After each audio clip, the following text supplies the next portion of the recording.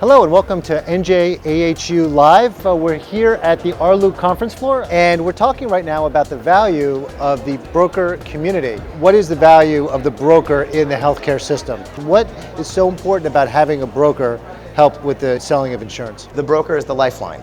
The broker is the person who is supposed to know how to deal with your benefits, is supposed to know how to correct issues that go wrong with your benefits. The broker is your resource, so you can do your job, because your job should not be benefits.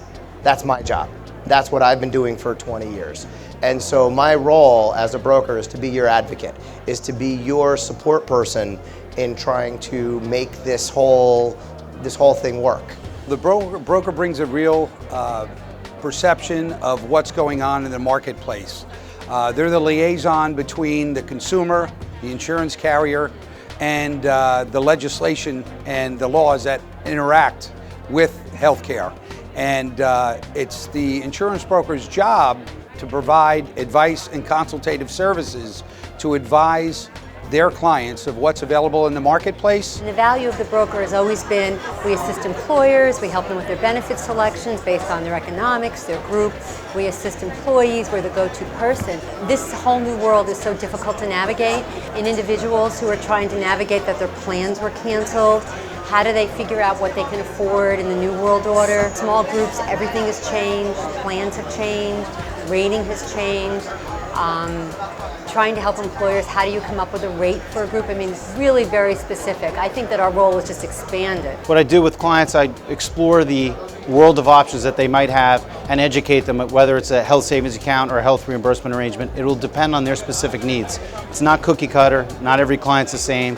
Everybody has different needs, whether they're large or small, they have different needs, and the ability of me being a broker enables me to bring the carriers, third-party administrators into the fold to create a solution for clients. You have to think about what you need and what you can afford. And I think as brokers too, we've become very innovative, putting plans together, putting HSAs and HRAs. We kind of have had to think outside the box the last few years, and I think that will continue. At each step of the way, the broker is going to be the best friend of the employer and of the individual, because it is a whole new world order. I don't know how people will do it on their own. I really don't. I think they're going to make mistakes that can really have a big impact. You fight on a day-to-day basis for your client. You help with billing issues, you help with enrollment, you help with taking people off the plan, making sure they get their COBRA notice. In the event there are some claims that are paid on an out-of-network basis that should have been in-network, you run interference, and you basically do everything from soup to nuts, and you're a phone call away, and no matter what happens, you're the first line and a lot of times the only line of defense for your clients. There's been frustration currently to the new healthcare reform starting in January. People can't necessarily get somebody on the phone in the carrier. They may call the 800 number on the back of their cards, but eventually, since they trust you, the source, the broker, they're going to call you. They're going to ask you questions and say, well, what do I do? How do I process this claim? It's dealing with their health.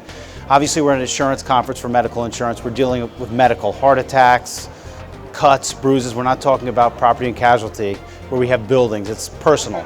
Well, the feedback we've gotten from the PPACA Roadshow has been fantastic. We've presented that show probably 30 times in the last few months, and it's been eye-opening, because there's so many different nuances and different rules and different things that occur that a business owner, even if you're just reading the New York Times or the Star Ledger or whatever, you're not going to see the whole picture. They've walked away knowing a little bit more and understanding a little bit more, and their brokers have walked away understanding a little bit more. It's been received very, very well. The future of the health insurance broker is more as an overall consultant. Our role has changed from kind of a hit and run situation where we would sell you a benefit package in January. We'd leave you alone until your renewal hit, maybe you had a problem or what have you, and then we'd hit you every so often. Now our role is much more consultative. It is a much more everyday type situation, so it's a lot more than it's ever been. We're not going anywhere anytime soon. In general, the value, and brought to this conference as well, is you work for your clients and you also represent the insurance carrier, so you're a key connector on the phone with a carrier per se. You don't have time. You want to reach out to somebody that you trust. So the ability for me to be able to be a broker and be a connector for those two things is always an asset. And here in general, legislatively, to be involved and make differences, we're an advocate working for the employers as well. I'm happy to be here because I think that, the broker is we're the key. And I think the other part that brokers are there all the time. I think the misnomer is, as brokers, we go in and we sell a product and we leave. And our business is really about relationship. And it's really about being that person who's there in the front line. And I tell my employers, bypass yourself, come to me. That's my job, and that's my assistant's job. So, if you ask me, we're invaluable. Thank you very much for being here. We're here talking about the value of the broker.